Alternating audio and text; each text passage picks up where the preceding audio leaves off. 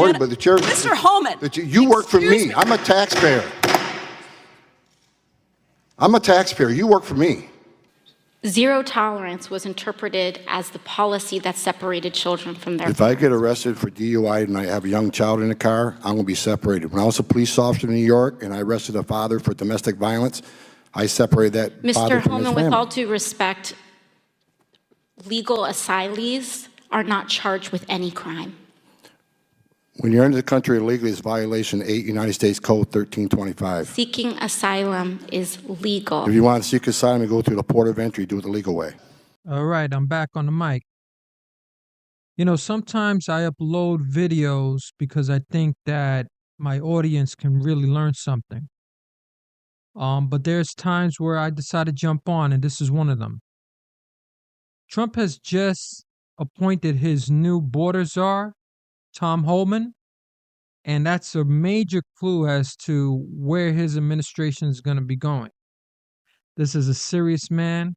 He's already let it known exactly what his agenda is going to be, and it's very obvious that we're not seeing just rhetoric. We're going to see a lot of action.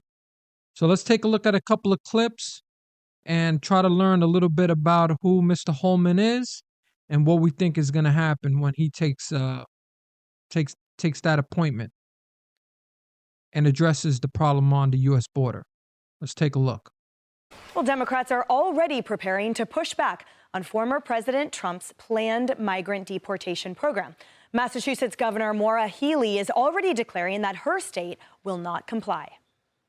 If the Trump administration requests it, would the Massachusetts State Police assist in mass deportations? No, absolutely not. Every tool in the toolbox has got to be used to protect our citizens, to protect our residents, and protect our states, and certainly to hold the line on democracy and the rule of law.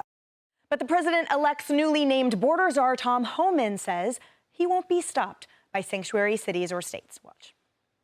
And look, I've seen some of these Democratic governors say they're going to stand in the way. They're going to make it hard for us. Well, a suggestion: if you're not going to help us, get the hell out of the way, because we're going to do it. So if we can't get assistance from New York City, and we may have to double the number of agents we send to New York City, because we're going to do the job. We're going to do the job without you or with you.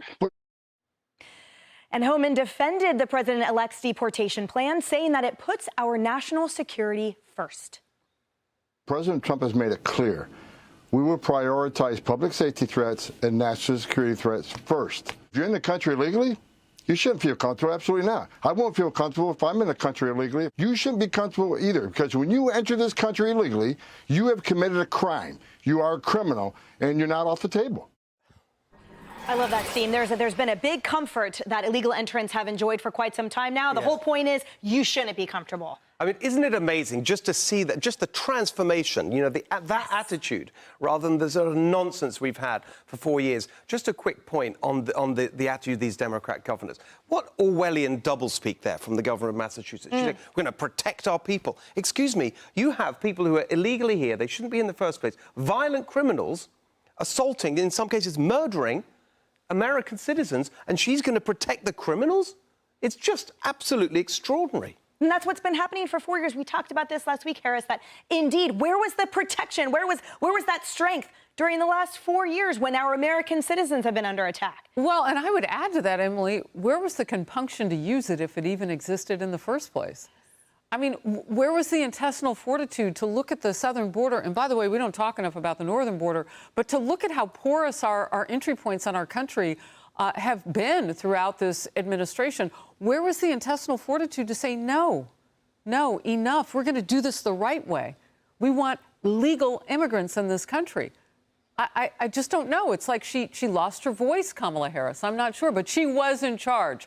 With or without the title of czar, she was the vice president who Biden picked to solve the problems on the border. And it seems So there it is. We should see some workings on the border. We should see some movement. We should see some law and order. But it looks like Tom Homan is not playing.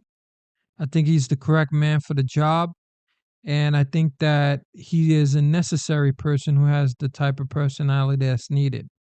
So that's where everything is going. I got a message. As a guy who spent 34 years deporting illegal aliens, I got a message to the millions of illegal aliens that Joe Biden's releasing our country in violation of federal law. You better start packing now.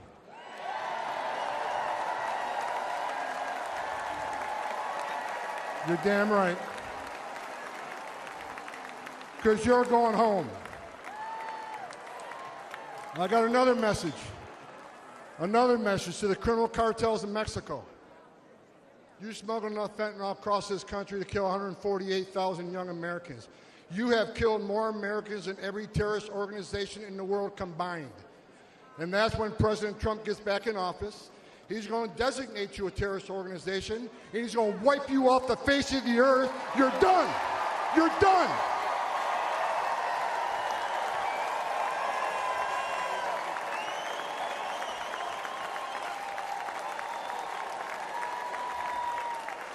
President Trump is going to end the Biden-Harris open border madness. We will stop the drugs and the crime from pouring into your neighborhoods. President Trump has proven to the American people that he's a warrior. And he's going to make America safe again, and you can take that to the bank.